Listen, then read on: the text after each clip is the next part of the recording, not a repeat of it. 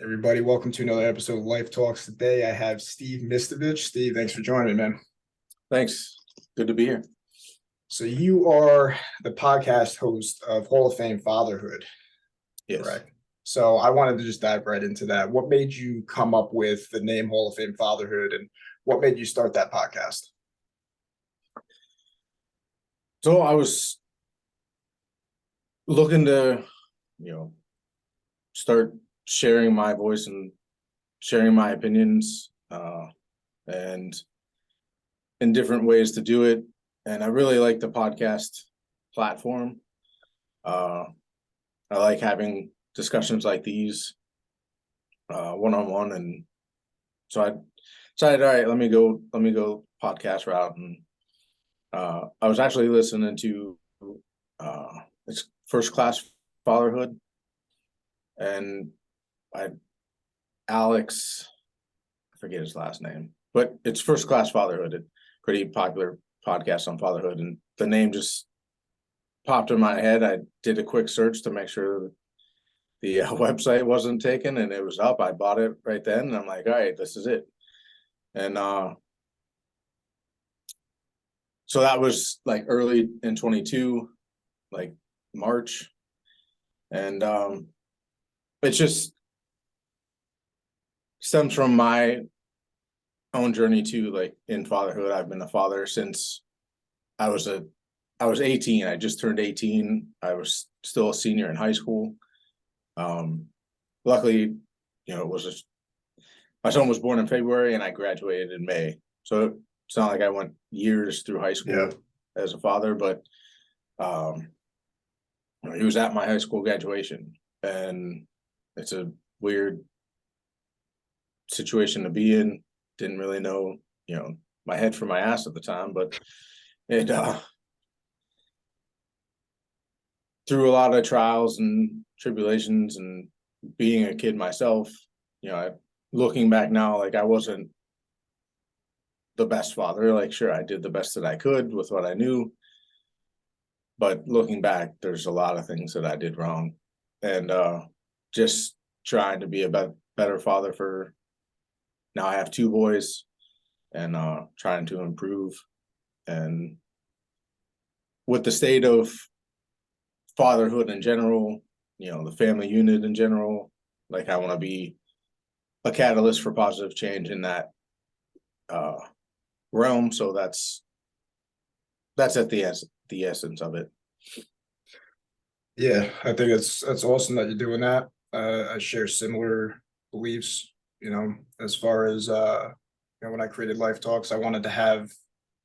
I'm in the process of making them a born again men, because I think we have, father issues, fatherless homes, all that, and I think that's a route that I often talk about on my podcast a lot. So another thing that I also enjoy talking about is one of the questions that you had for me on your podcast. Um, you had asked me, one of the things that we had talked about, the comeback story, and I'm a big fan of the comeback story. We talk about Rocky a little bit. I think everyone has a comeback story, or if they're not, get ready for it, because life's going to throw its curveballs. Maybe if you could share a little bit about, the down moments in your life and how you overcame, and any struggles that you had, and because that's really where the real stuff's at. Yeah.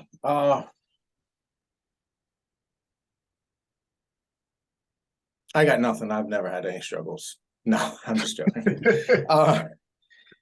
So my biggest struggle, and this is kind of like a relatively new revelation for me, is I would say like fatherhood has consumed my life, sometimes for the good and sometimes for the bad. In the sense that, so I became a father, and nothing extraordinary happened, outside. Well, all right, let me start over. So went through a normal breakup. Me and mom split. Now I'm a single dad, and this is like 8 months. He's like 8 months old, and at that point, I'm kind of living a double life.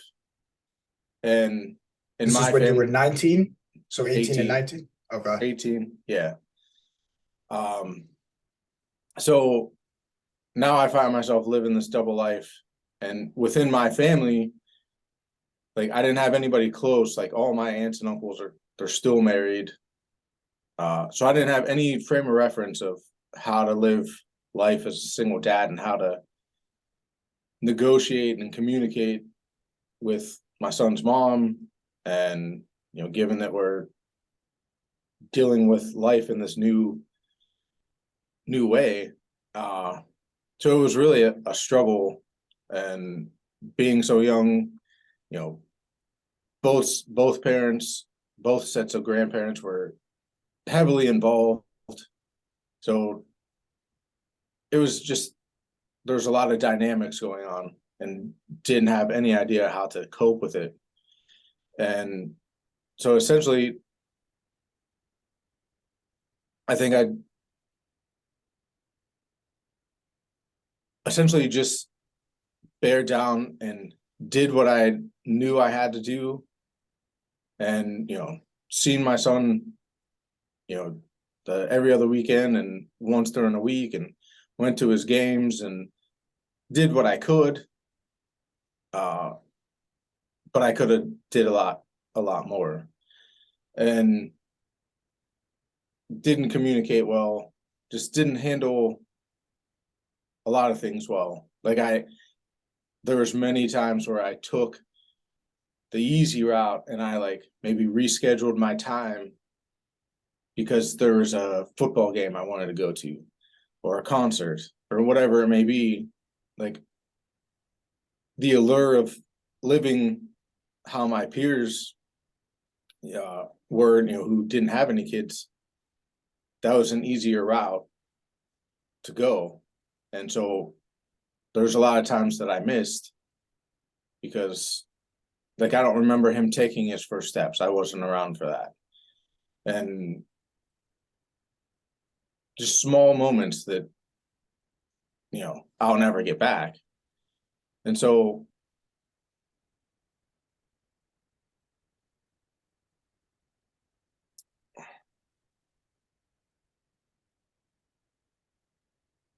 It's funny in those moments, it's like, you know, we spoke about addiction yesterday, shared my thing, stuck in porn 15 years, right? That's how I coped. And as you mentioned before, the podcasts that we put out are really for helping people who are in those moments, right? For real talk, because the world's going to give you advice, be like, you can do it, you can do this, these talks are for people who are in it right now, and what would you say to people who are in those moments right now, whether it be drugs, alcohol, porn, you know, whatever that thing might be, that it's like, we'll talk about faith later in this podcast, but there's a quote that comes to mind that says, that which I want to do, I don't do. And that which I don't want to do, that I do. So that's like the human condition, the things that we want to do, we don't do. And, we have to kind of make our own mistakes. What would you say to people who are really struggling, in the midst of that, or they're going through divorce, or they're going through, similar things? And, what was the thing that got you out of that, those difficult times? Well, let me set that aside and kind of go back, because I kind of lost my train of thought and got stuck. Yeah. So,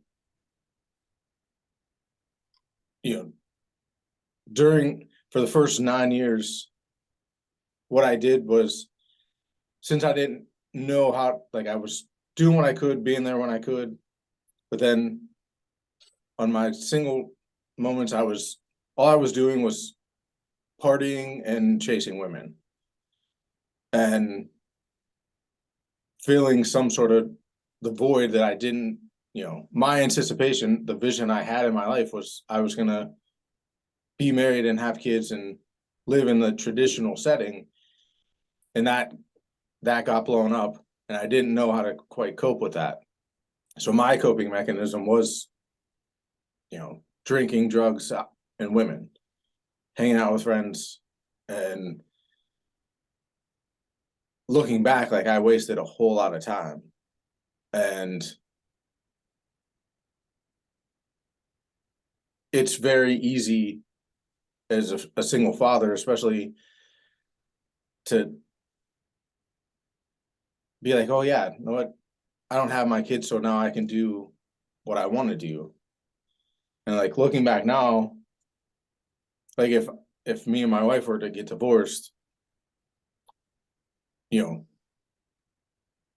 I would, learning from those mistakes, I would continue to take care of my health, continue to take care of my home, continue to take care of my son in whatever capacity I can, you know, given the arrangements, but also to like continue in whatever capacity I could, obviously minus the sexual relationship, like lead my now ex-wife through co-parenting.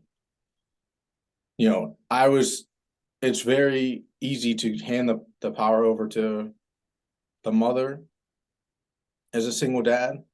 And it's like, there was plenty of times where we had our battles and screaming matches and fights, but it's like, it's still on me to lead her through, even if she's coming at me and, you know, saying I should be doing X, Y, and Z. Like, even if it's frustrating, like I still have to lead her through that situation. I still have to be the mountain in her storm. Even though we're not together, like we are co-parents for life. Like I am connected to her for the rest of my life. So it's not an excuse to not lead through that situation. And in my first go around, like I abdicated all my power to her. Like, what am I supposed to do? Like, she has all the power. And all, like, she does have a lot of power. And thankfully, you know, we had a great situation, and she didn't use that power against me. But I also didn't step up and lead like I should have. So that's what I would say for anybody in that situation is, whatever's crumbling, you know, if your relationship and your relationship to your ex-wife and your kids is changing, the other aspects of your life, your house, your work, and your physical health, the things that you can control, like stick to those, cling to those, and keep those maintained. Because, you know, if you have a house fire and the master bedroom's burnt down, you don't tear down the whole house to rebuild your life. So maintain what you can, and until the dust settles, and help lead your family through this change. And, you know, it'll be an easier path on the other side if you don't have to rebuild your whole life. Yeah. Yeah, I mean, that makes sense. And I think what I took out of that really was the responsibility. Now, taking responsibility is one of the biggest things to change. And I think what, correct me if I'm wrong, but it's seeing it for what it is, right? It's almost like you get caught up in whatever the vices are, the escapism, the feeling good. And then once you start to see the consequences of that, right? Because either we have people in our life who can really, and I feel like they're very rare beings who can really explain discipline to the younger version of ourselves in a way that is received, right? Because when we're younger, it's like, take care of your work, take care of your responsibilities. But if there's not a deeper message and there's not wisdom behind those words, then we make our own mistakes. And to some extent, I think we have to all make our own mistakes. And, the mind wants to keep us living there. But, I think that's well said in the fact that, I had a tweet down from you: when your wife is freaking out, be the mountain in her storm. There's a lot of talk on masculinity and all that, but I think one of the things that makes a man is the ability to be that mountain, right? To be that strong, because strength is not just in the muscles and being macho. In fact, it's it's more importantly, it's being at peace and being that strength for the people around you. So shifting gears a little bit, what has been, oh, go ahead. I was just gonna ask, did I answer your question that I Yeah. set aside? Okay. What has been your experience with the podcast? What have you learned through making it, and what have you learned from speaking with other people?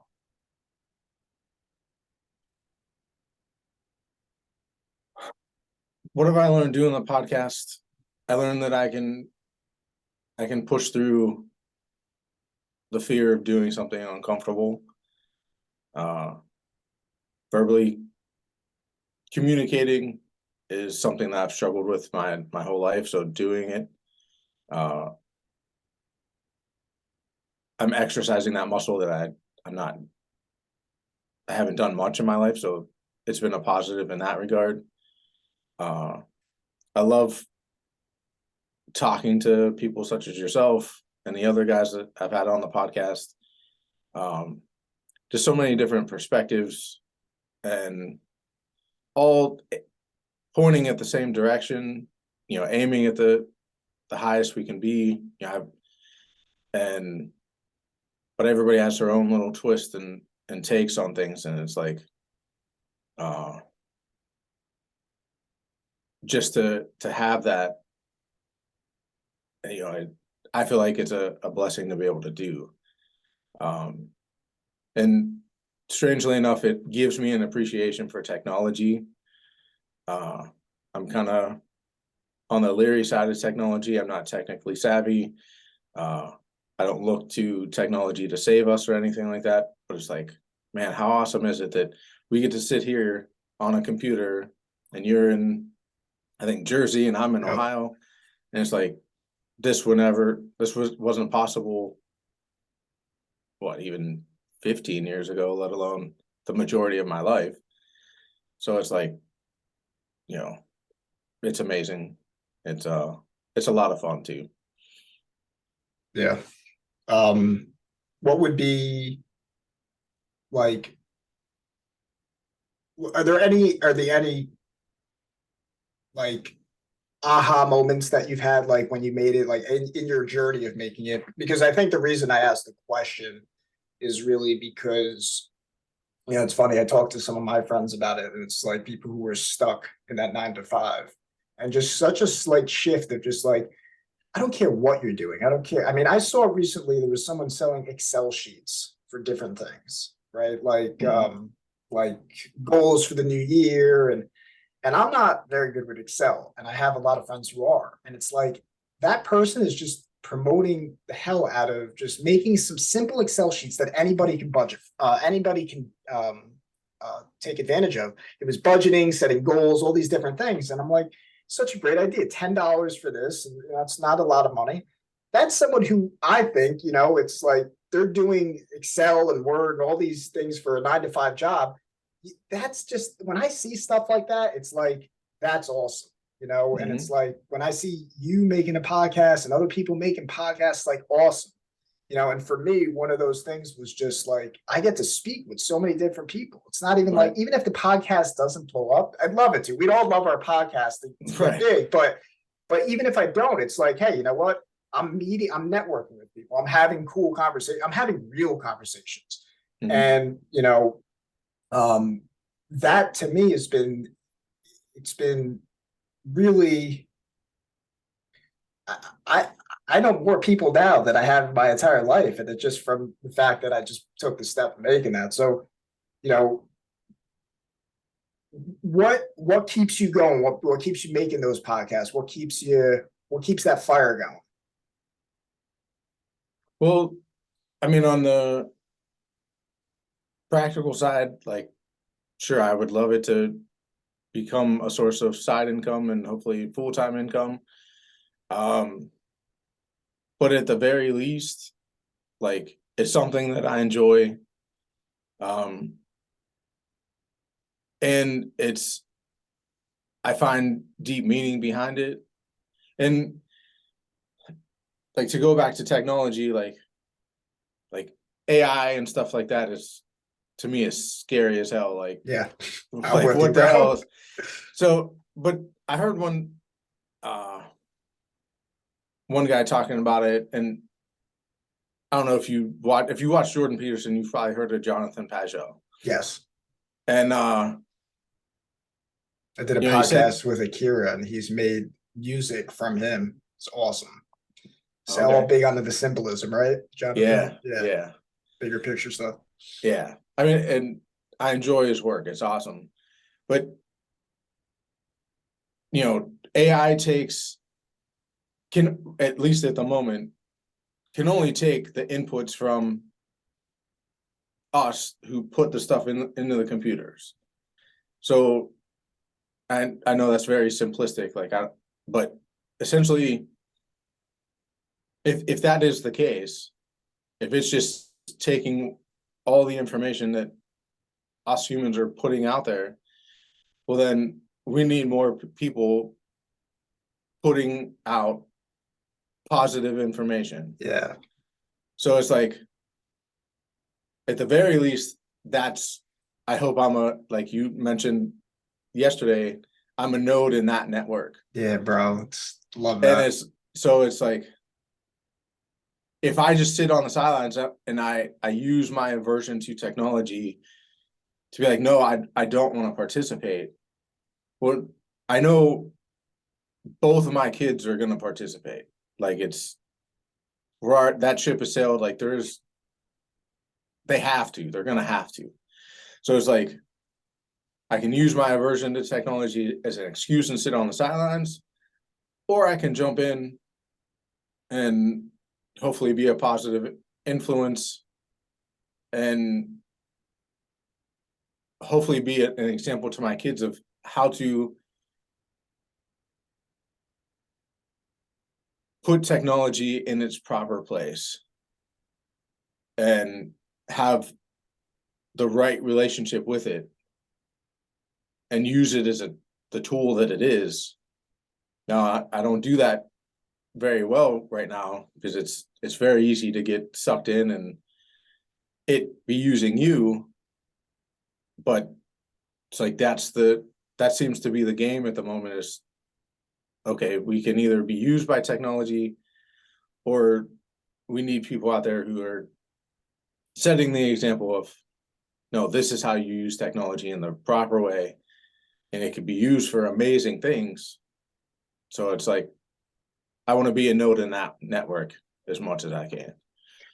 Yeah, I spoke about that on a previous podcast with Aaron Moran. That was like, that blew my mind when I thought about that, because just like you, I'm like, dude, AI is that, like, Terminator's coming to life, bro. Like, how are we gonna deal with this? You know, and it's like it could lead you into those, like, I don't know about you, but I have those moments where I'm like, just what's the point? Like, you're just like, with Oh when yeah, it comes to technology and the podcast, and just like, what does it matter what I do? But I'm like, yeah, I lean back on that node in the network, and I lean back on, we are programming AI.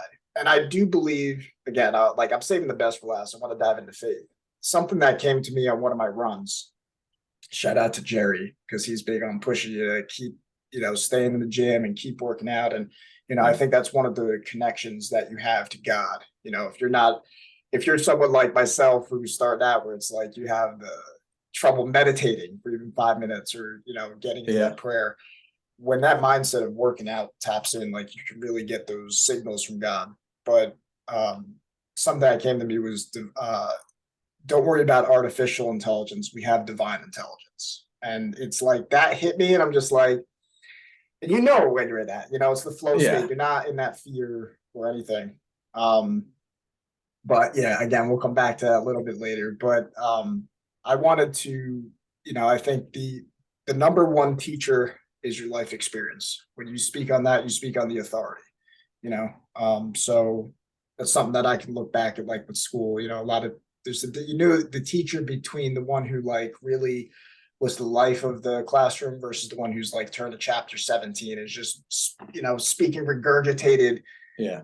things that they had learned. But I wanted to know, like, what your experience is being a father. You said in a tweet, being a father is the best job in the world. Maybe if Mhm. you just dive into that a little bit.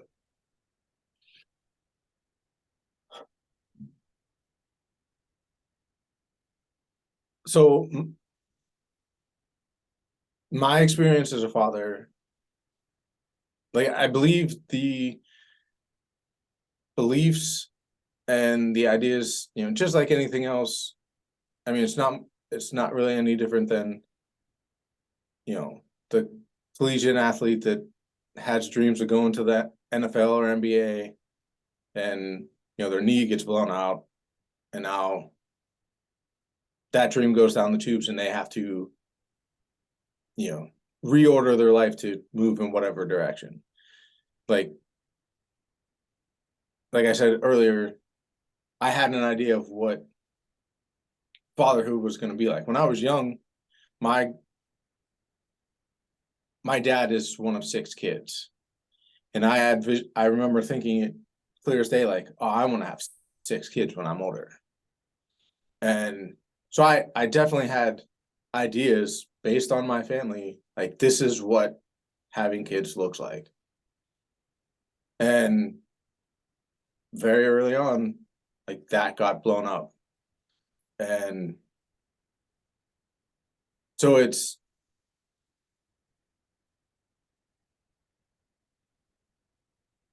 I my first experience like kind of jaded me a little bit, because I was like, this isn't how it's supposed to be. And I didn't really know how to cope with that. And or I guess I didn't cope with that well. And Your first experience having a child? yeah, Yeah. yes. So, and it's not something that I'm proud of. Like I took the gift of having a child, and even though I may have said the right things and appeared to be doing the right things, that was just surface level. Uh, and it's like there's so much that I missed out on, so many moments like I just don't have or I don't remember, because my mind was split. And like for a long time I felt guilty about that. And it was kind of the one of the catalysts for wanting to have, like there's a 16-year gap between my sons. And before my mind changed and before my heart changed, which I have to attribute to my wife, um the mindset was like, oh, I don't want to start over.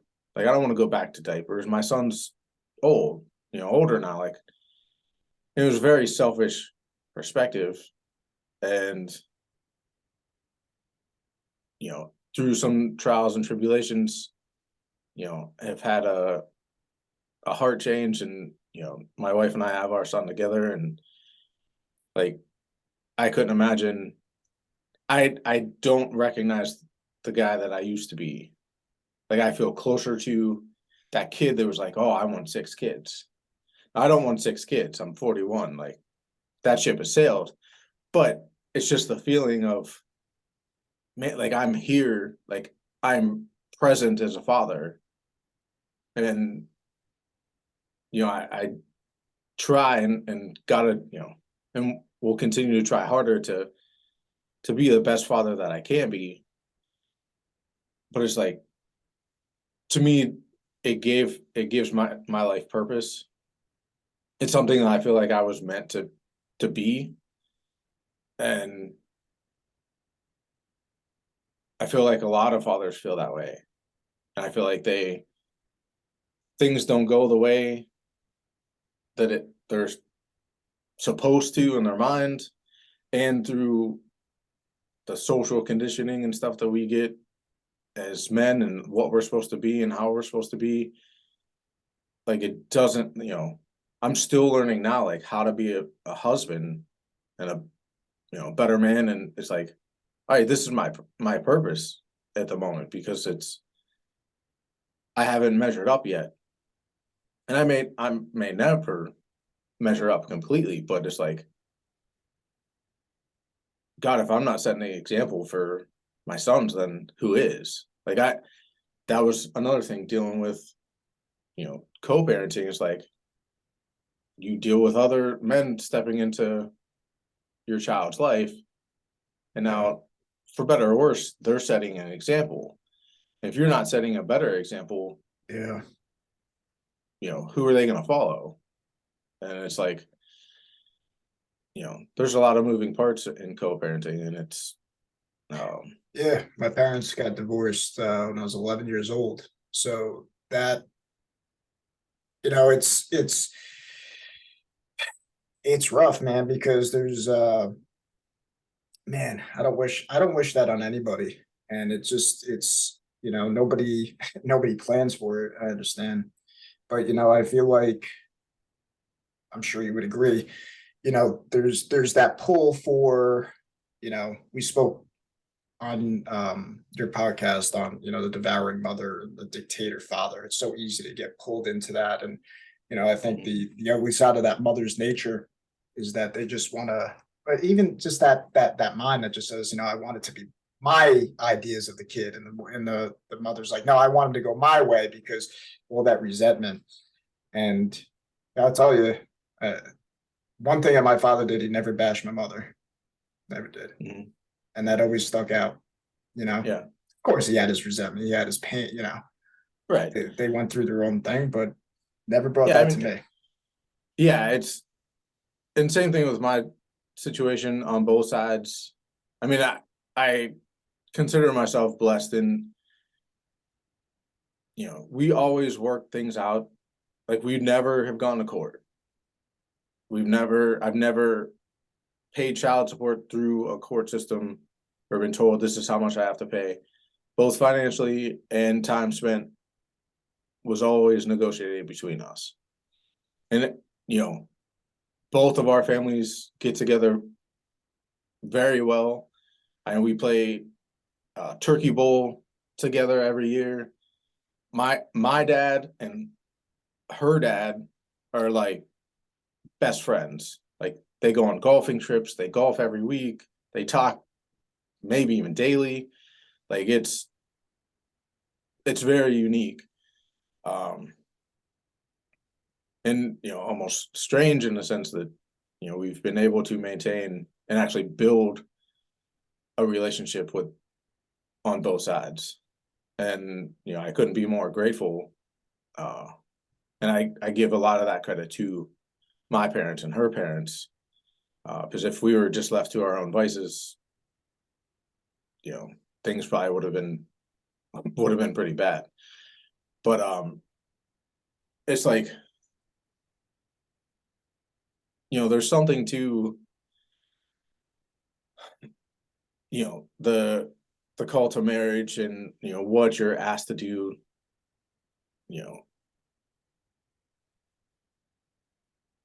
That's what I think, like, loosening up the reins of what we're called to do in marriage and stuff like that. Like, I feel it's been detrimental. And we're not being called to rise in love, like you mentioned yesterday. We're not being called to rise in love, or being called to fall in love. And I love that you said that yesterday. Like, falling in love is pretty much what the world is calling us to do. And that's why I feel like Christianity is calling us to rise in love. And that's what I want for myself and for my family and for the world at large. What would you say is the difference between that rising love and falling love? Because that's that goal I found within myself in the depths of my own hell, and Yeah. asking the questions that really mattered when I didn't when I was younger. So what would you say is that? And it's like, I think we mentioned Ram Dass yesterday, or I mentioned Ram Dass yesterday. It's something that he says, when we have these conversations, like, it stuck out to me so much when I say something and you nod your head, or you're like, I'm reminding you of what you already know, and you're reminding me of what I already know. And we're just kind of having that resonance. That the gold that's within me, I want to spark that within every other person that I have on this podcast. Right. That's what, those are the moments when you get into that flow conversation. It's like, hey, we're on we're tapping into that place that we already know all the answers. We've just bought into bullshit that we've been taught from other people or, society, and then we live as that victim. So deprogramming it's a great thing. But what would you say is that difference between rising in love and falling in love for people who, haven't heard that or hearing that for the first time? I mean, rising in love, and the way I think about it is, I mean, if you and I were like, all right, we're gonna go climb Everest, like we know it's gonna be a struggle, and we're gonna have to train ourselves beforehand, and then make sure we have all the gear, all the things necessary to get up the mountain, and it's even still going to be a struggle. So you also have to mentally prepare yourself, and it's like going through all that. Once you reach the peak of the mountain, even if you don't reach the peak of the mountain, like would you look back and say, oh, that wasn't worth it? Or would you continue to do the work to try again? And it's like rising is doesn't come without struggle. So it's pulling your family up, it's sending down the elevator, throwing down the rope to like, hey, we're going somewhere, we're going to a better place, we're going to be stronger, we're going to be better, and we're going to be more united, and let's struggle through this together. So it's going through the struggle together. Is how I look at rising in love. Falling in love, I think of like a bed commercial, and you just like fall back into bed. Yeah. And all of a sudden you just stay there, and it's Stroke each other's egos and, say all the things that make you feel good. It's Hollywood version. Yeah. Which is an aspect of it, because I've learned in my own experience. I think, it's just funny as you were saying that going up the mountain. So it's like, you're saying gold now too, because it made me think like, as you're going up that mountain, I think it gets harder as you're going to a higher elevation, right? You can get, it's obviously a lot colder, and you need, you have to less oxygen. Yeah, less oxygen. And as you're up there, with the thing it's not as easy to stay up there, right? But you also have a bigger vantage point. You can see the world, from a higher vantage point, and you can see the other people who are actually trying to climb up, right? You can see the people and you can help them up. And then you can see other people above you who you can just see it. But, you had another tweet. I think you put it out a couple times, is that you'll know them by their fruits. Oh, it's something you said before I wanted to touch on, that you said you were doing the action. I have it written down here. You were doing the right thing. Essentially, you were saying for the wrong reason, when it came to parenting. Right? Like you're doing the action, right? You were doing an action, but you weren't fully in it. That's what I received from when you had said that. It made me think that, you can do, this really resonated with me, that my father used to say, your actions speak so loud, I can barely hear a word you're saying. And then I've heard that the quote of, you'll know them by their fruits.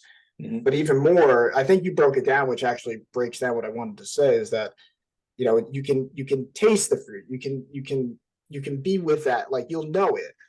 What I mean is that people can do the actions, but there's another element, and I feel like it's vibration. In other words, people can just do the right thing in front of you. I mean, look at a good movie. They're acting. People can act. There's many actors out there. So you can do that thing. And I think consistency kind of separates the weak from the strong. But on another level, it's like it's a presence. It's a vibration. You know when you're around it, when that action is real versus fake. And I think that's just another part of the elevation. But yeah, I just wanted to say that because I think that was something that that mountain also represents something else too that you had mentioned. Spoke about guilt and shame. We talked about that yesterday. When you're at the bottom of the mountain, that's like, I look at that as like guilt and shame, and you're stuck in the past and all that. And as you start going up, it's interesting. We talk about these conversations. You talk about partying, drugs and alcohol. I had a little bit of that. My big thing was porn. When you start talking about that, people want to pull you into the past, right? So when I speak about these things with you, this isn't for me, for people listening. It's not an invitation to live as a victim and to live in the past. It's an invitation to reflect on it and keep going up the mountain, because the ego, the dark side of us, if it's not integrated, it'll keep us living there. People will talk about it. Tell me about your past, Steve. Tell me about your past, Mike. Let's just live there. So this is not the conversation for that. It's the conversation for, okay, we see that, get over it. Let's keep moving forward. We were blind. Now we see. We're not looking back. We're going up that mountain. Just a couple things I want to branch off from that. No, that's good. It's one thing to say, like, going back to the drugs, the alcohol, and even porn. Like, I've had my issues with that as well. But justification is the word that comes to mind for all of it. Like, that's all I ever did with it. Like, sure, you test and you experiment, and you might want to try things, and that's part of life. Like, it's going to happen. It's to some degree to be expected. But when you do it with a lot of frequency, and it's still, touted as something good, to me, it's a cover for something that's, that you're not willing to look at. And I wasn't willing to look at the fact that I was torn to shreds, that, like, I never got to live with my son. My vision of what my family would look like is no longer. Like, those thoughts didn't even enter my mind, because it was like damn near immediate. Like, I don't even remember crying or like having any emotion when I knew, like, we were done. So right there, that tells me, if I wasn't even willing to cry, that I was only going to see my son at certain times. Like, there's something wrong there, because any father with any sense, it's like, man, what the hell? Like, that's going to suck. So it's like, that's what I did for essentially 9 years. And, it's a tough pill to swallow, but like, the time to justify that as fathers any longer, like, we can't, like, we're losing families. Like, individuals are losing their families, and collectively, like, we're losing families. So it's like, why isn't there a sense of urgency and getting our shit back together? Because, like, what future? Why isn't there a sense of urgency? Like, on a collective scale, I think. Because I think we all know deep down, I mean, at some level. I would say in some parts, the conditioning, like, what we're taken as, or told to be as men, and a lot of guys are filling that role. Simpsons, Family Guy, Everybody Loves Raymond comes to mind. Right. And you go out to the mall and you see plenty of that. So they're doing their job. They're doing what they're supposed to be doing, right? And so there's that.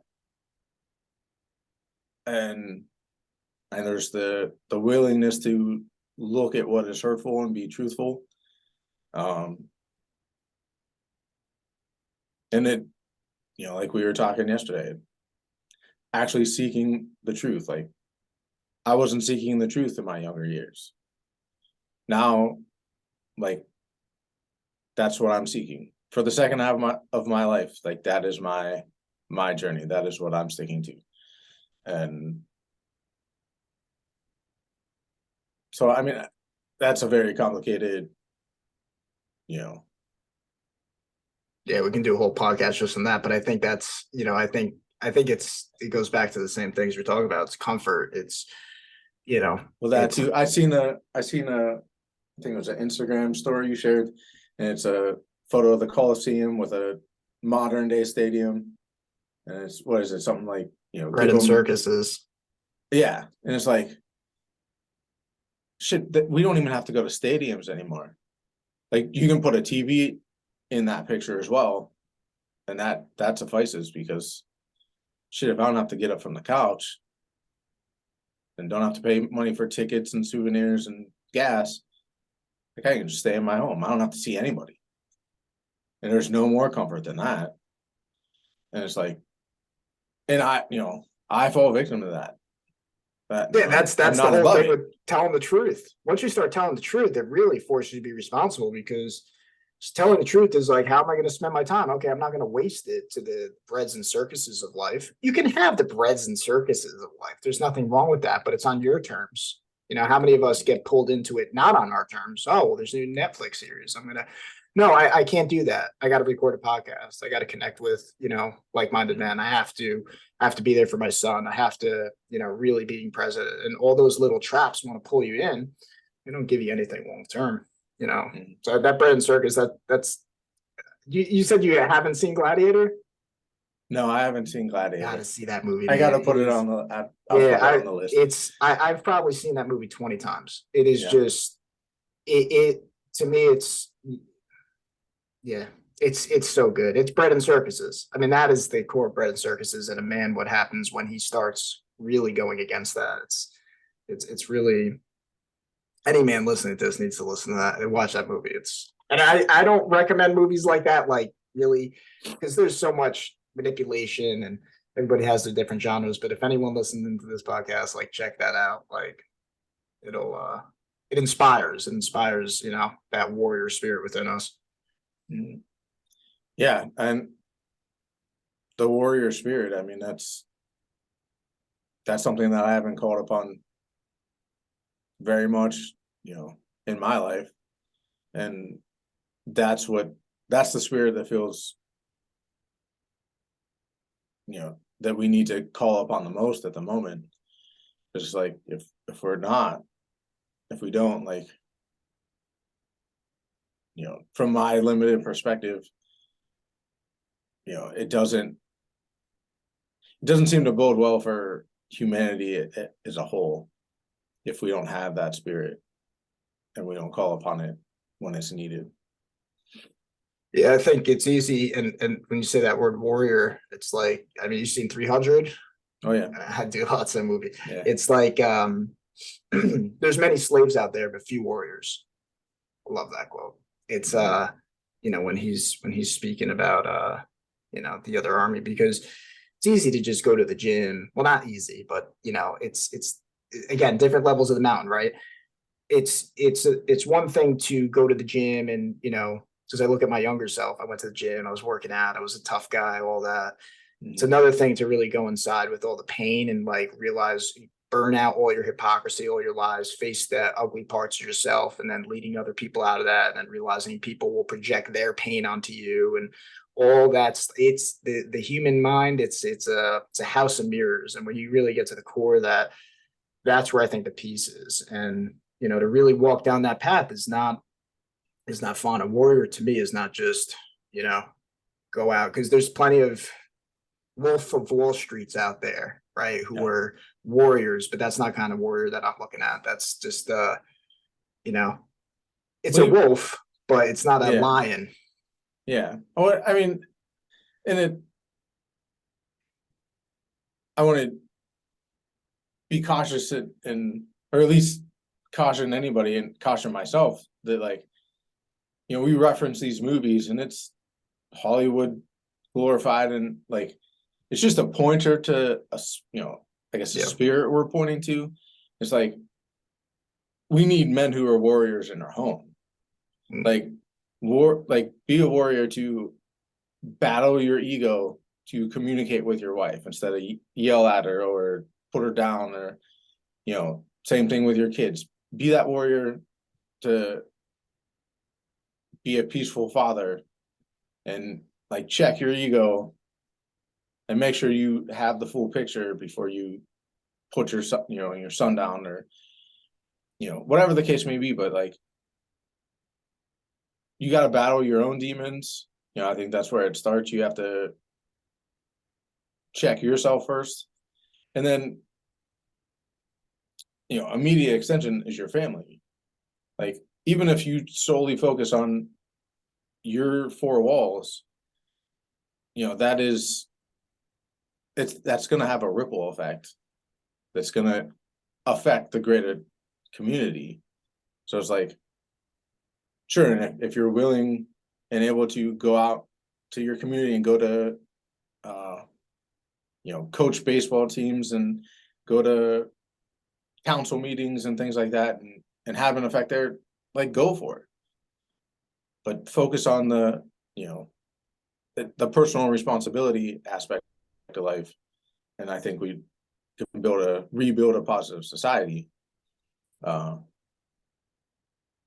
the question is, now with technology, the technology that we have, like,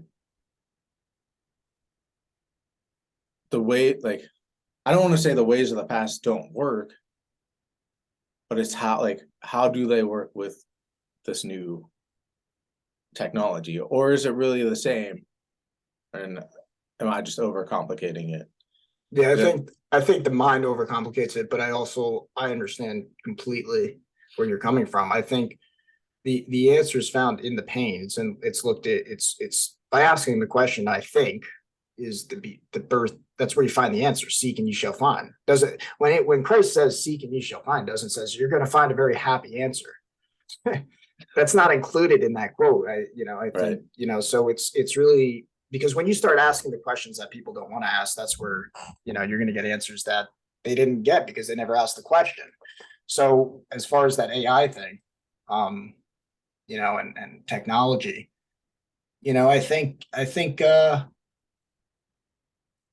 I think it's forcing us to go within. The scarier the outside world goes, I think of something Wes Watson said, that, when the material world, everything outside is collapsing, it's an invitation to go within.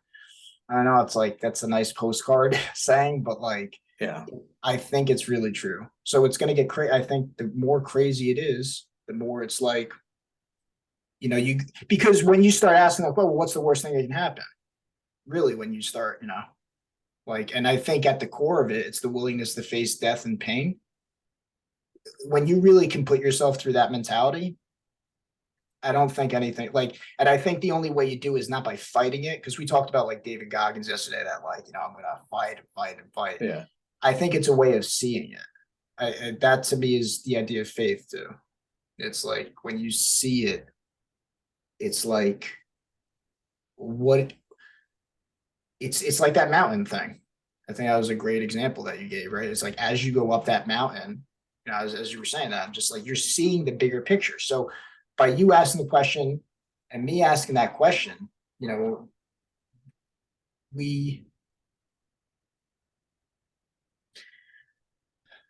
want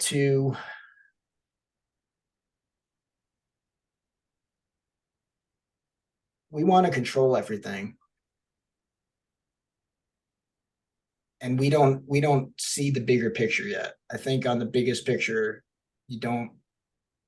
everything is working out perfect.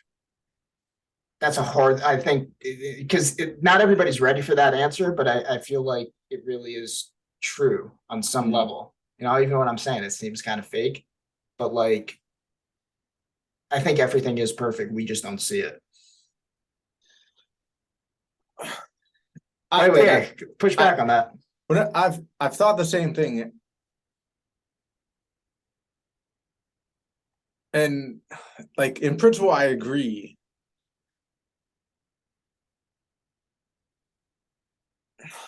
But I'll push back. I love these conversations.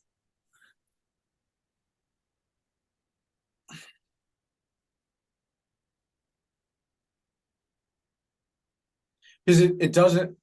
What's wrong with it is, if you start with if we are the highest being, and not saying like better than anything, but if we are the stewards of this earth, like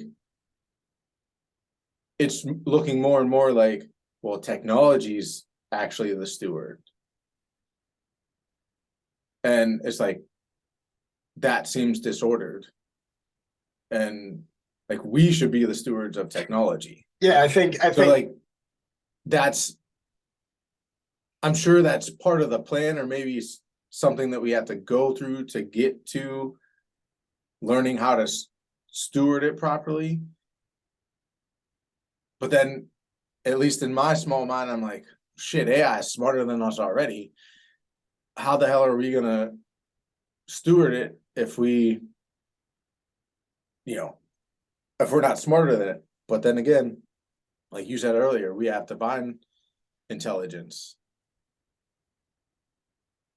And it's like, I don't,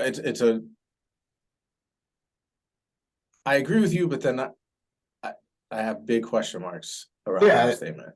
I think the pathway to truth is not just agreeing, like I can say something that sounds nice. It's not, because there's like so many layers to it.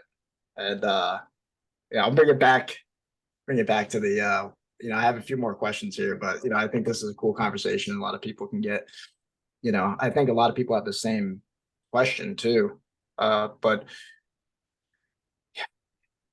I keep bringing up Rob Doss because he's someone that I've been listening to lately, but essentially his teacher had said to him, he says, essentially there's a video that says, do you have the courage to open your heart in hell? And I spoke on the black pill yesterday on your podcast, and I'm still playing around with different ideas on that, but essentially the idea is that with AI and technology and all this, we talked about breads and circuses, we're doing this to ourselves. So people they'd rather stay asleep and not ask the questions. People would rather crucify Christ. People would rather point fingers at Kanye, or now how Tate is big. They're going to point fingers at Tate, or they'll point fingers at Trump, or they point fingers at Biden, or they point whoever the hell the person on the stage is. People would rather say that's the bad guy than go within themselves and say, maybe the bad guy's within me. And I believe that, because I think and when I say bad, I tend to agree with the idea that the line between good and evil is within each human heart. So when we start, and this goes back to the responsibility thing, because when we start going within ourselves and saying, hey, I'm responsible for AI, I'm responsible for all the problems that are going on.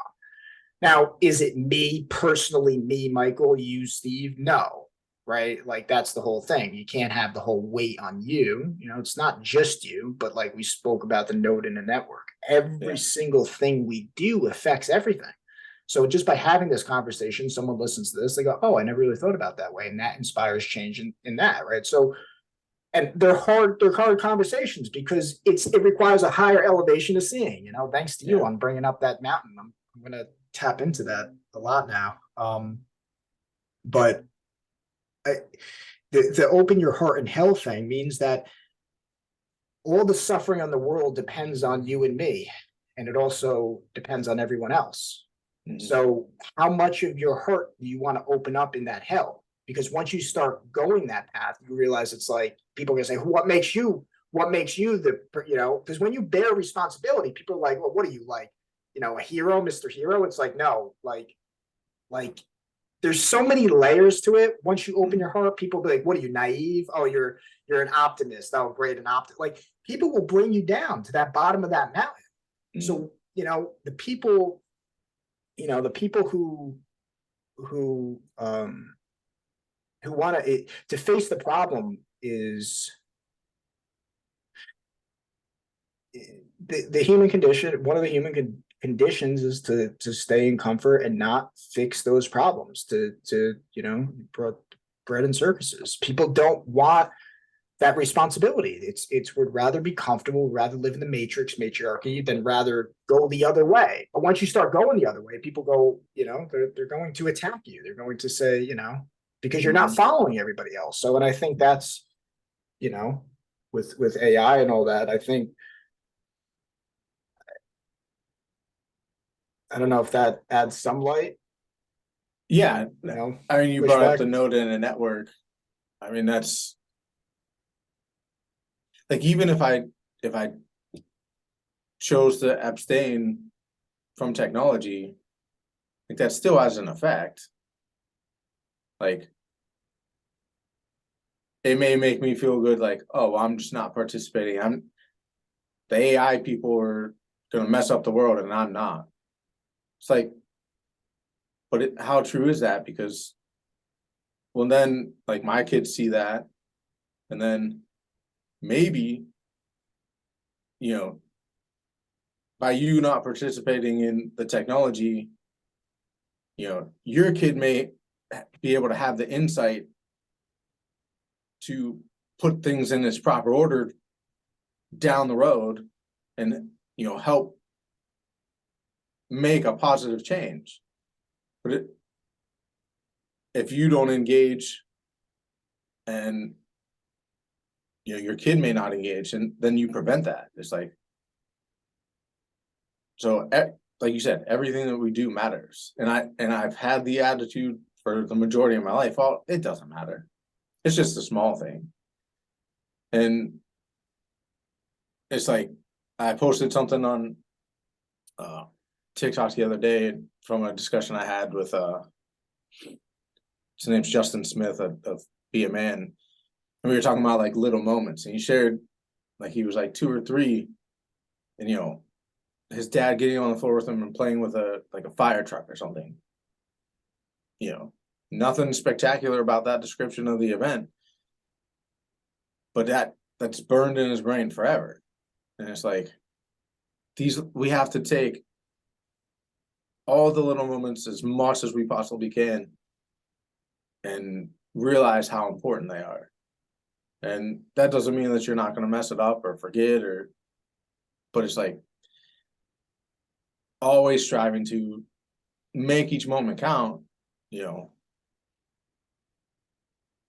I'm saying that as a man that, has struggled with that, who I can't say that I do that, but that's what I want. That's the gold medal at the end of the game that I'm trying to achieve. It's like, I gotta make the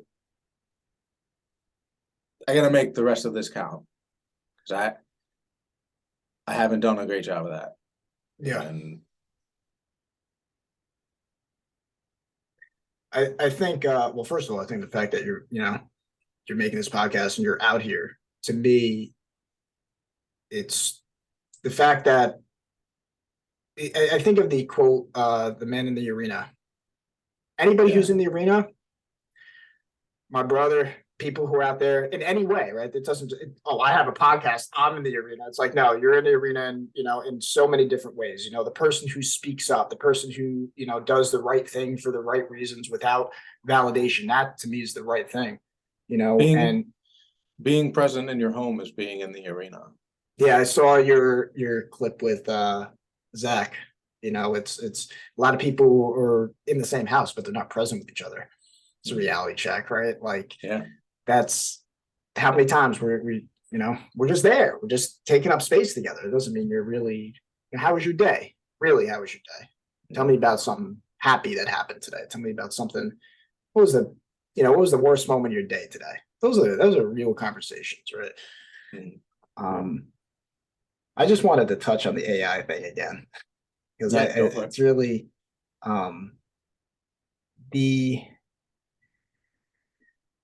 what was the one thing that it came to me?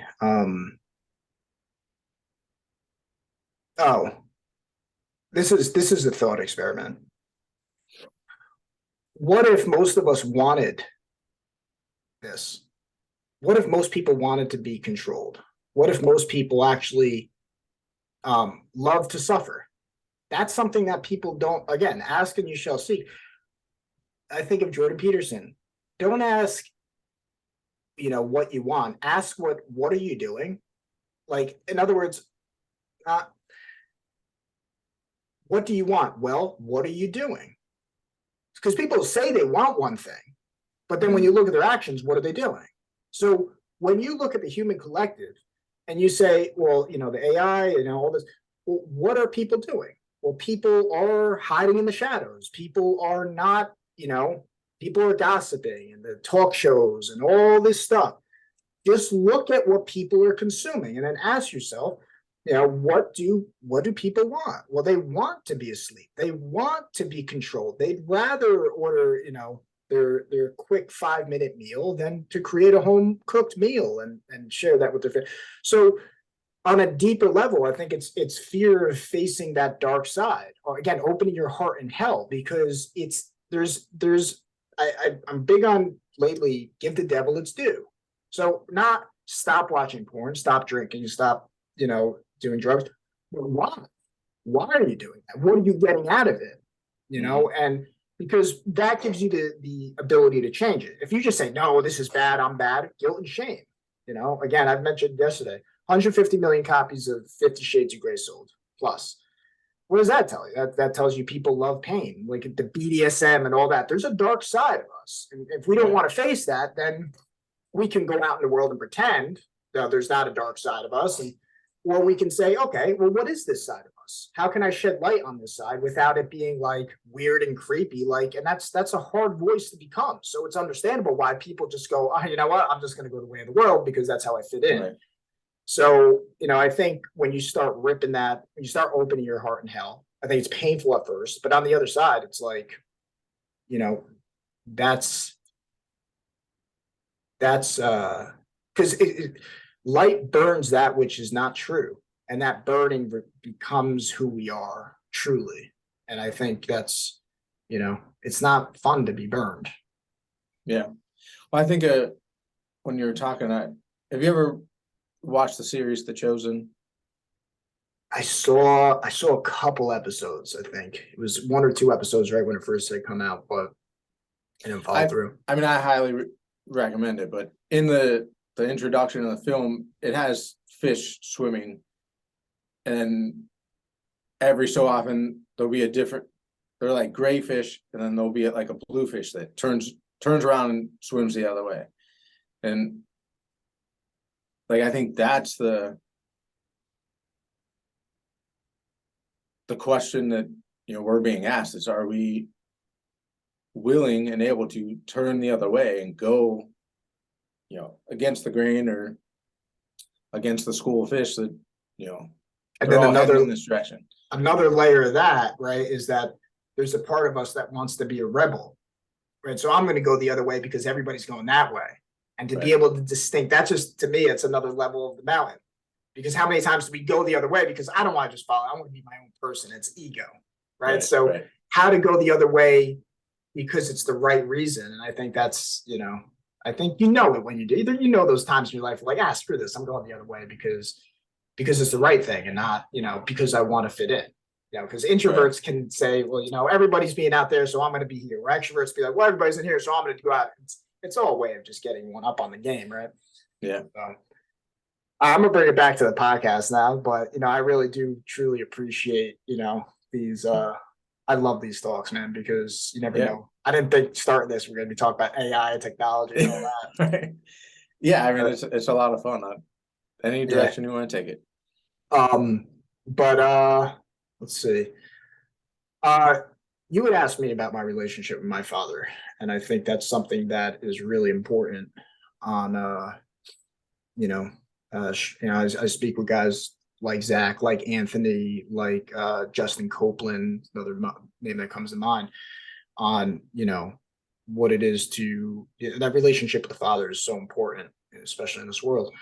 You had said I've done 6 podcasts with my father and never thought I would have been doing that now, but I'm curious what your relationship is with your father, how it's changed. I know you mentioned a couple things, ups and downs like anybody else, but how you navigated through that and just share with people.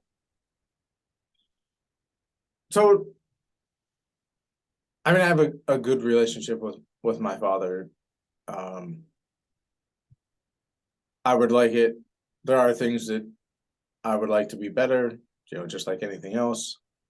But generally speaking, I couldn't have asked for a better father growing up. Very supportive. Growing up, like basketball was my thing, and I was out there all the time, all times of the day, any weather, and he'd be out there, trying to beat me in the game, or just rebounding the ball to feed me shots, and of course the coaching, coming to the games, all that stuff. And also kind of in a small way, which I didn't take it at the time, but something I realized in the Intentional Father channel in FOE is like he did HVAC on the side, and he'd take me on his side jobs and show me how to, build the drain line from the furnace and, do X, Y, and Z. And I just did it because he was paying me money. But looking back, it was like, I picked up a lot of his ways and how I do things, just from those times, and trying to,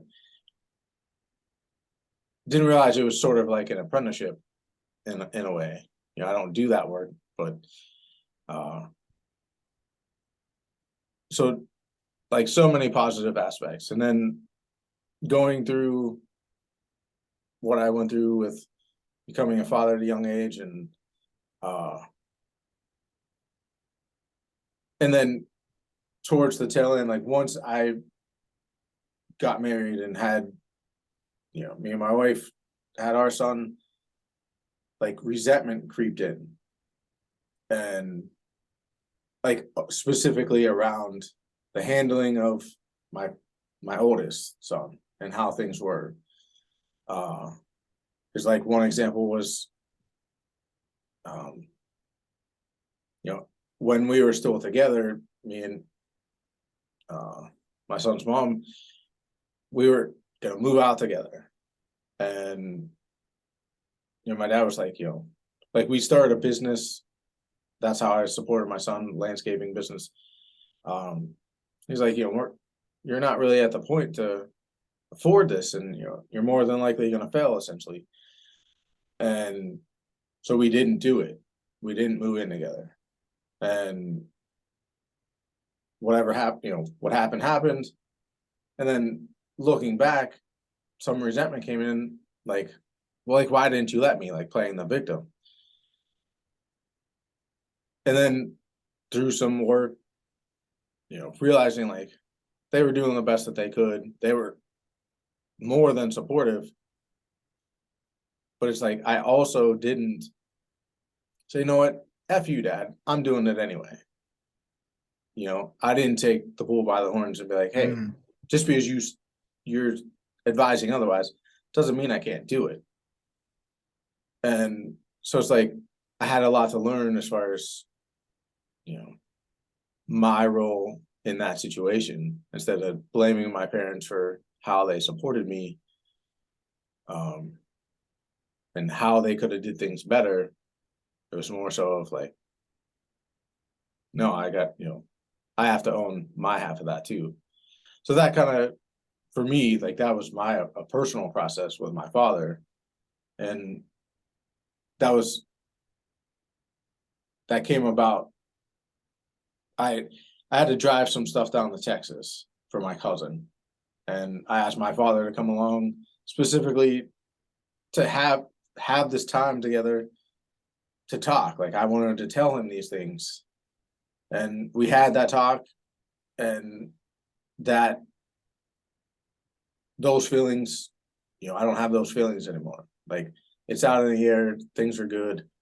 There are definitely things I want to improve as far as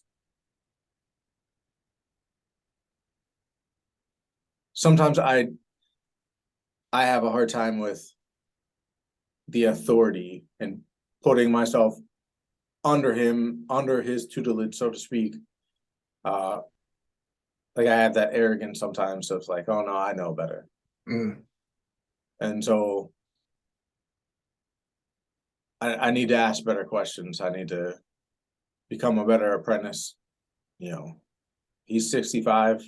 Hopefully he's here for quite a bit longer, but nobody knows, of course. So it's like,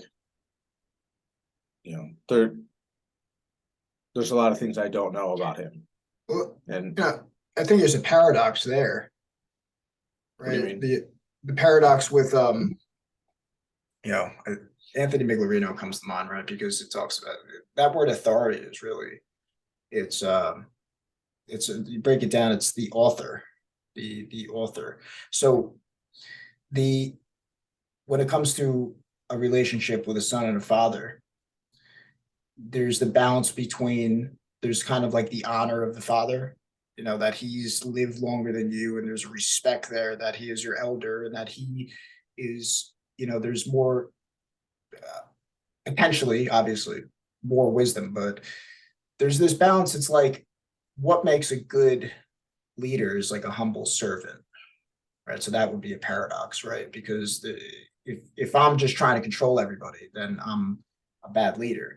But I think with a son and a father, it's like, there's this balance between, if he says that you shouldn't, like with the is that you shouldn't do something, and you said I took responsibility because that was my belief system. I bought into that essentially, right? I bought into that. I didn't speak up, so that's on me. I think there's a balance between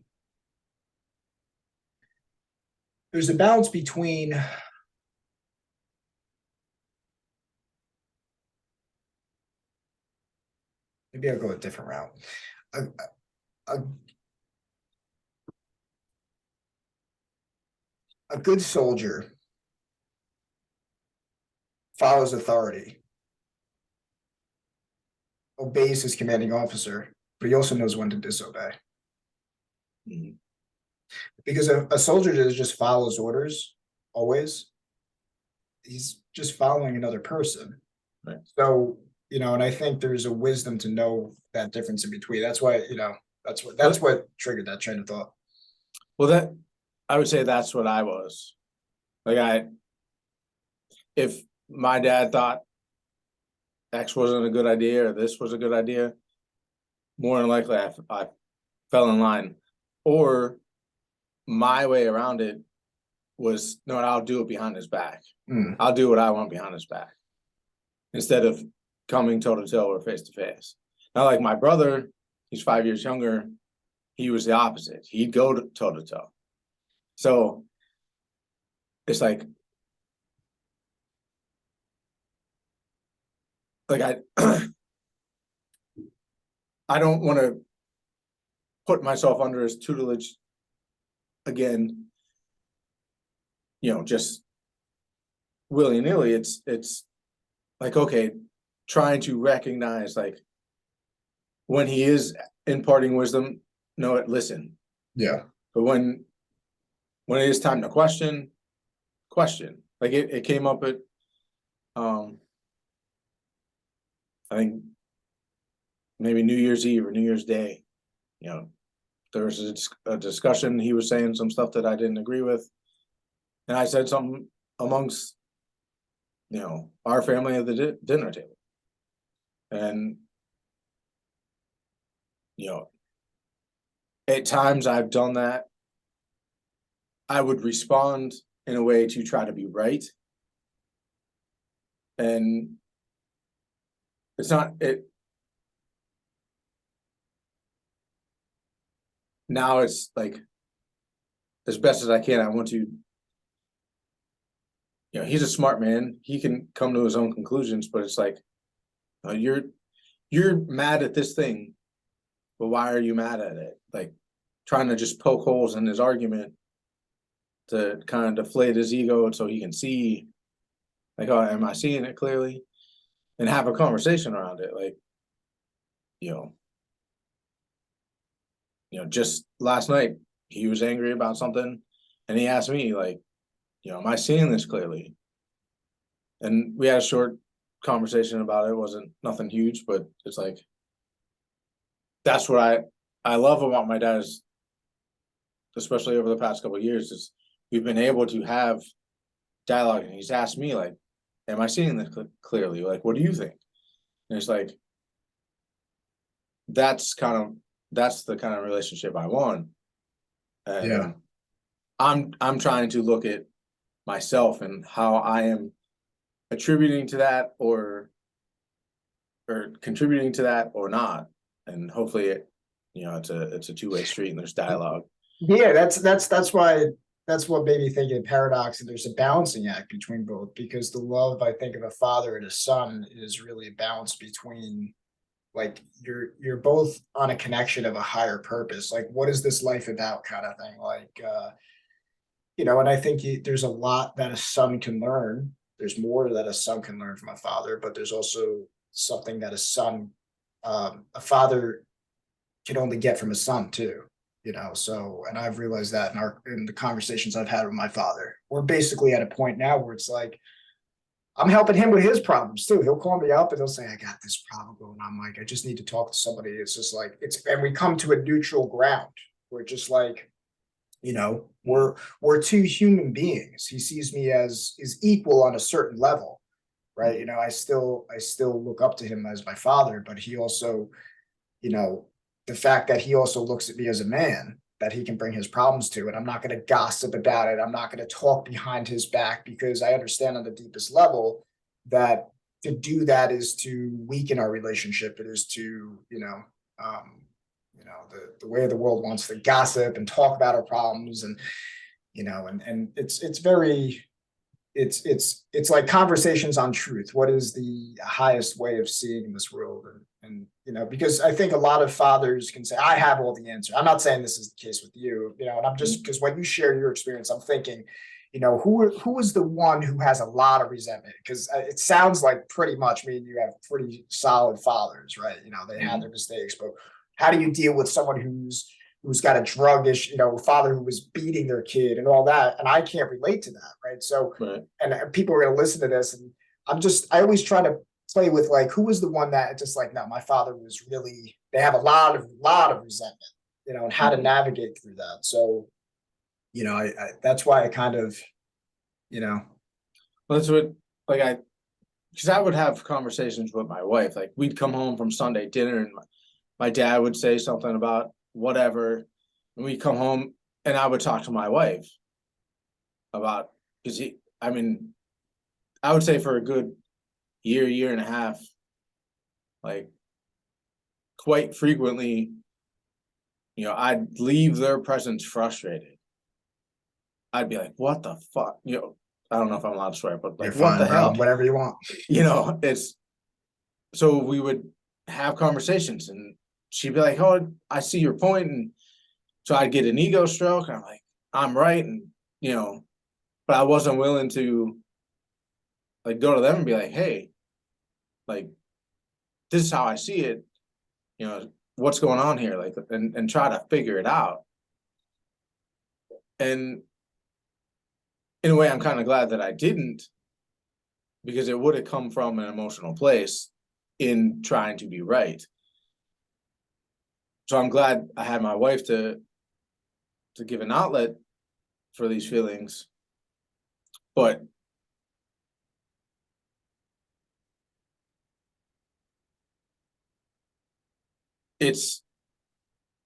I had to come to a place to realize that I was only looking at 50% of the equation.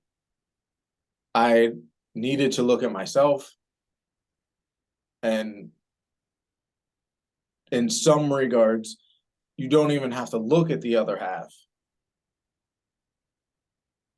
to kind of fix the situation, for lack of a better. Look at all of what you're doing. Right. Just look at what you're doing and then change that. And that's going to automatically change the other half of the equation. And that's not easy or fun. It doesn't make it simpler. It's probably more complicated, because it's easy to say, if they would just say this, or if they would just act like this, you know, it's tough to be like, oh, no, I wasn't standing up to my dad. I wasn't speaking the truth in that moment. You know, that's Yeah, tough, but it starts at home. that's I think how, anybody who has a lot of resentment for their father or mother, I think oftentimes it could just be a matter of confronting them directly and speaking about how you feel. Doesn't mean that they're going to receive it. And in fact, if they, push back or, and it doesn't, you do it for yourself, the forgiveness for your parents. We spoke about that yesterday. Forgiveness for your parents, for anybody who has a weak relationship, it's for yourself. It's not for them. Because for you to hold on to that pain, you end up hurting yourself. Now, I can't speak for everybody. Everybody's got to walk their path, but take what you have out of this conversation, apply it to your life, and discard what isn't.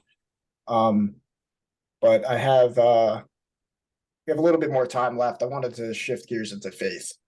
Okay. This is something that is strong in my life now, stronger. I keep feeding it every day. What's been your experience with faith? Ups, downs, church, no church? What's your history with faith and how it's influenced your life and how you've come to see what that is? So, I was born and raised Roman Catholic. Went to a Catholic school all but 2 years of education, and just like the majority of Catholics anyway, they fell away from the faith, didn't practice. But there was I'm that stereotypical person you hear on social media, like, oh, I'm spiritual but not religious. Like, I fell into that camp, and I feel like I have a spiritual tie, no matter, I look at things from a spiritual perspective, and so I always had that. And so once I fell away, and I read the Bhagavad Gita, the Buddhist texts, the New Age stuff, like, I was consuming all of it, and was like, yeah, this is great. How come I didn't know about all this stuff? Like, this is so true. This is, and so then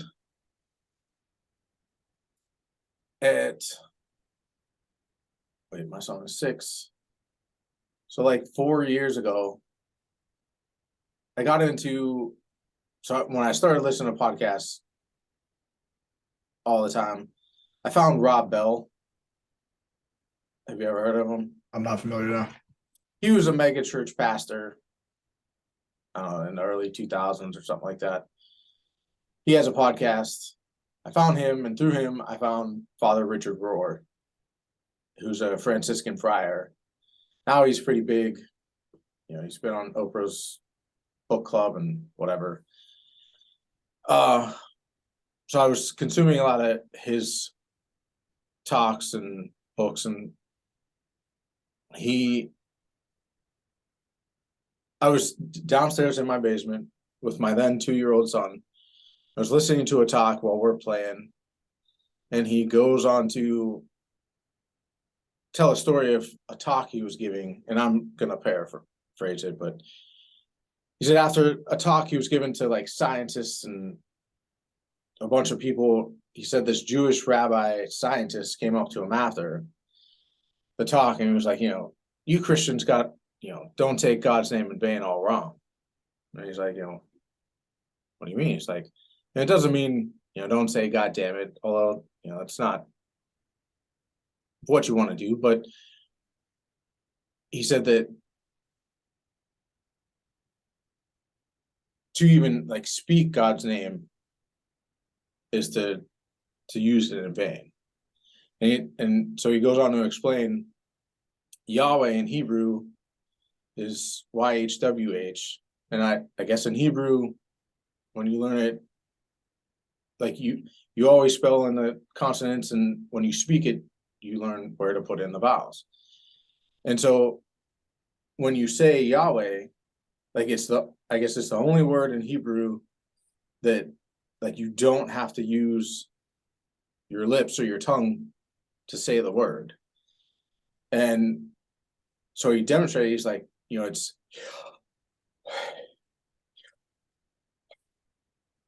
and when he did that, I broke down in tears. Really? Because it was I may have heard that before. But it was the first time I heard it. Mm. And I was like, so it blew my heart open.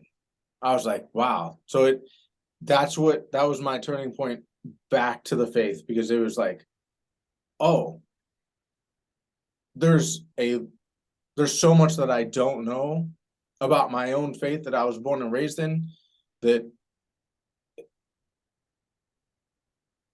like I know they weren't talking about Christianity there, but it's an extension. So it's like, oh, okay. That was just my ignorance talking that all that time. So like it blew me open so much that I actually got Yahweh tattooed on my wrist. And so then I started diving into more, like, just focused on Christian and Catholicism, and have started going back to church, and just really trying to learn, like reading the Bible, reading prayer books, and just really consuming more Catholic Christian content, and trying to see where I try to fill the holes that I have. But it was like that moment was my turning point back to the faith, and like, okay, this is the path that I'm going on, and let's see where it goes. Yeah. That's interesting. It's so interesting. Everybody like when it never I could have never wrote that answer. It's interesting how we all like, you just hearing a word in a different way led you closer to, seeking that higher truth. It's interesting. And the one thing that he ended it with that I left out is, and this is, I think, what broke me down was, so the first word that you say when you come out of your mother's womb is God. And the last thing that you say is the word of God. And it was like, Meaning the in breath and the out breath is that way. Correct. And it was like, okay, I can get behind that. Like that, like not saying that that's God's in my breath, or like God is breath, but just, the best way I can describe it is it opened my heart up to receiving the true message of whatever the gospel is. Yeah, that's where I think of like Jonathan Pageau. Yeah. There's a lot of it's what's gonna shift someone's view is gonna be different for others, because it's fun. I always try to think of like somebody listening to this podcast. One person's gonna be like, a word, like just one word, change your whole life. Give me a break. I need something more than that. And someone else is going to listen to it and be like, I get it. I get what he's talking about. That just one word, that just something clicks, and everybody is going to click. It's going to click different. Somebody can have a dream, and it can be the dumbest dream to somebody else, but for that person, it was the shift. I've had experiences like that in my life, where just like I knew a deeper truth, but it wasn't until I had some sort of experience of hearing it, that it really, I've explained it like this. It's like I can tell you something, I could say something to you, and whether you receive it in the intellect or the heart is going to be very different. For receiving it in the heart can come in millions of different ways. Somebody can say something 900,000 times, but it's just that little tweak in that your own personal experience that's going to make you receive that deeper truth and lead you on that path.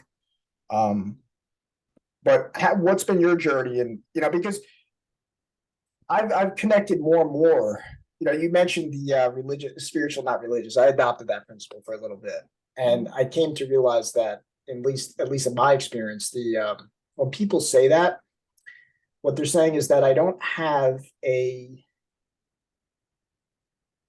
spiritual. I don't. Yeah, say this the right way. Spiritual, not religious, means I don't have a solid set of principles to stand on that I'd be willing to fight for or die for. So I'm going to say I'm spiritual. Yeah, like I look at it as like they want the clouds and not the dirt. That's good. They want the clouds, not the dirt. And was my experience. Like, and you get a lot of fluffy, feel good, high esoteric stuff, information. And it's like, man, it feels good. It's like, and then, if you're inclined to engage in like psychedelics on top of that experience, and touch this unreal realm, so to speak, or this non-definable realm, it can really lead you down a rabbit hole. But it's like there's nothing, there's no roots to it. Yeah, it's interesting. I think that's a great example of saying, I go back to your mountain analogy, right? Because to me, drugs and alcohol, all these things, or even finding it in a person, what you're doing is essentially you're at the bottom of the mountain, smoke that joint or have that drink. Well, now you're at the top of the mountain. But then when those effects fade, now you're dealing with the oxygen. You're dealing with that, and very quickly you're going to drop right back down, or you're going to need that to sustain that. So, going through that struggle of slowly each day, I think of Simon Sinek. He talks about, you go to the gym, and after you work out, you don't see anything. And then you go to the gym the next day, you don't see anything. Next day. For weeks, you don't see anything. So you kind of got to be crazy to keep going through that, keep climbing that mountain, especially in that spiritual path, because you're going to get that pushback. You're going to get people who try to bring you back down that mountain. But going back to your story, just that, I think that pretty much most religions, they focus on the breath.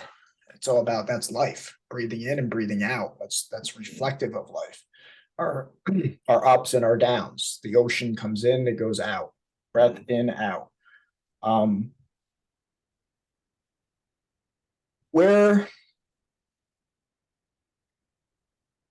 would you tell people to go if people are struggling? Because again, this is, I want to hit all aspects for different listeners.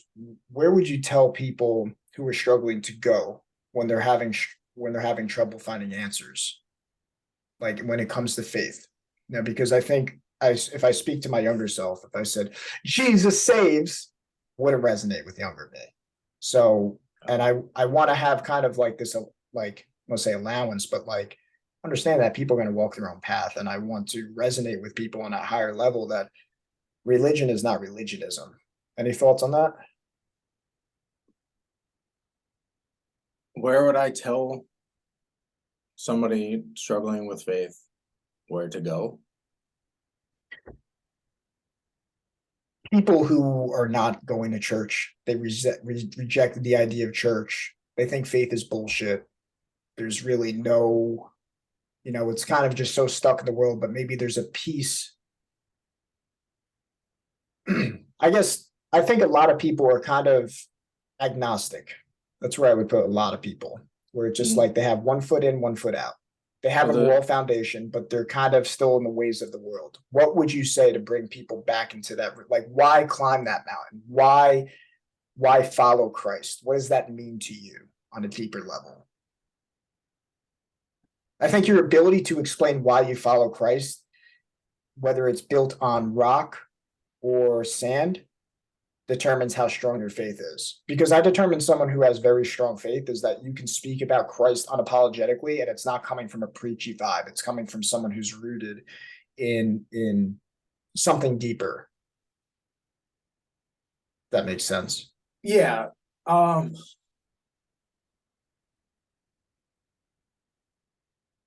How do you sell Christ without selling Christ in a way? How do you, Yeah. right? Yeah. I mean, that's a good question. It's mm,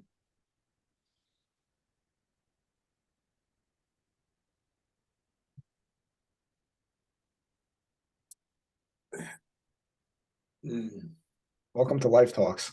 yeah, that's a good one. You know, I look at people like David Goggins. I look at have you ever heard of Kyle Carnahan? No. He's started Superhuman Fathers.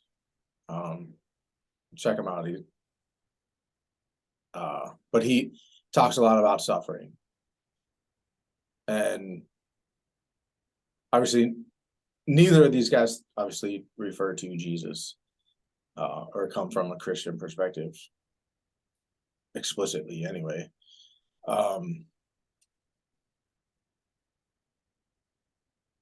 But I think that even just like touching suffering, even like what those two guys are spouting is an inroad into that. You know, if you are willing to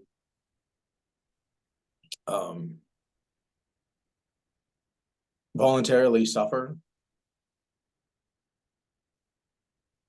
you know, that's going to reveal something to yourself. So in some ways, I see secular guys like that, and Jordan Peterson is an inroad to it. And I also, you know, there's guys like Elliot Hulse, Jonathan Pajot. Like there's internet personalities that I think are good inroads to it, because you know you can do it in your home and at least test the waters, listen to what they have to say. And I know like Jonathan Pajot, like his work on symbolism just puts a different spin on the Bible for me that, you know, wasn't available to me, you know. And like listening to like Jordan Peterson's Exodus series, where he has, you know, 6, 7 scholars, Pajot being one of them, just give different perspectives on the Bible and the different ways that you can interpret damn near like every line. It's like maybe start there. Is it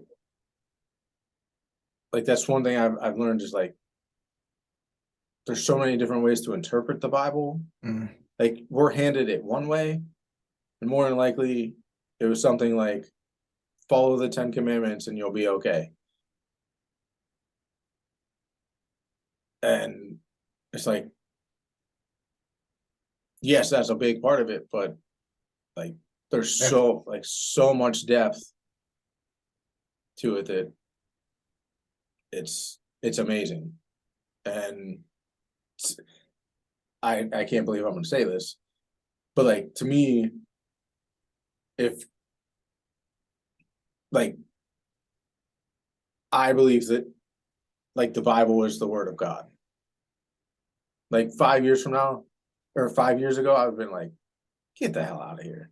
Like there's truth in all of it.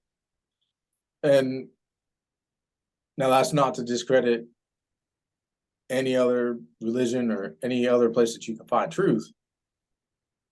But man, there's a reason that the Bible has the effect that it does, both positive and negative. Like there's a reason why it's been talked about for 2,000 years to the level and degree that it has, for a reason. And maybe it isn't the word of God, but it's something like that. And it's like, I don't know, I guess I'm kind of going off on a tangent here, but I think there's secular ways to begin wearing a pathway into the Bible and Christ. Yeah, I think that now hearing the idea of God works in mysterious ways, somebody can seek the path of wisdom. I think of like the the prodigal son, right? Like you have the one son who is he does the right things and he didn't, he had the right way, and his brother went the wrong way. He went the way of the world. So, and a fool who persisted his folly eventually becomes wise. So, it's probably like the advice that, keep doing what you're doing. And if you don't like where it's leading you, to change. There's kind of like a freedom. It's like the best advice you can give somebody is like, if what you're doing works for you, keep doing it. Because at the end of the day, when you say that kind of advice, people know deep down if what they're doing works for them. They may not tell everybody, but when they're at home at night by themselves, and they want to defend a false belief system, you don't have to prove it to that person. And on a higher level, I think And yeah, I think faith is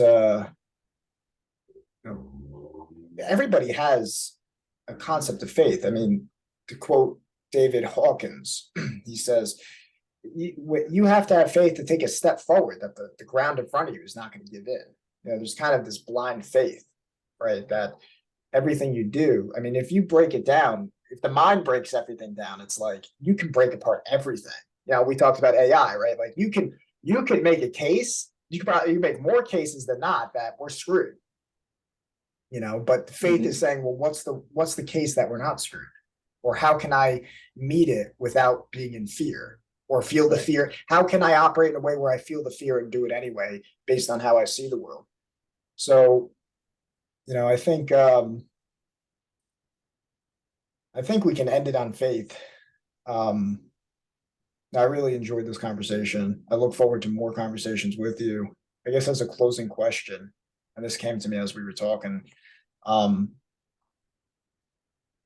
maybe I got two questions for you, playing with different ideas for ending podcasts. I saw a podcast recently that they asked the question that they would carry on for the next person. So if you had to ask a question to the next person, what would that be? And I'm like, that was such gold, and I can't steal that. So I'm going to go with two questions. First one is, if you could have one wish, waving a wand, what would that be? And two is, if you could ask God anything, what would you ask? So start with number one. If you could have one wish, what would it be? Take your time, no rush.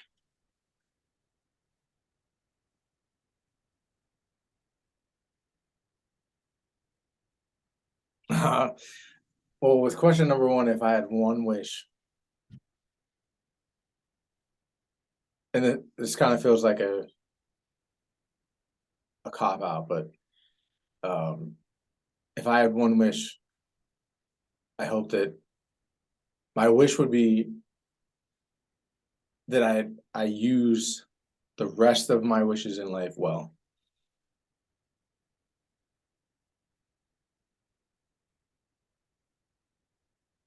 And if I had asked God anything, One question, you get the answer immediately.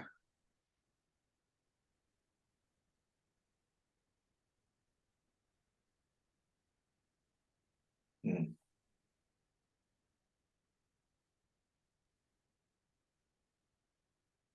am I being a good servant? Am I being a good shepherd? Am I being a good student? Something of that sort. Respect, humility. Mm. Well, I appreciate you coming on, brother.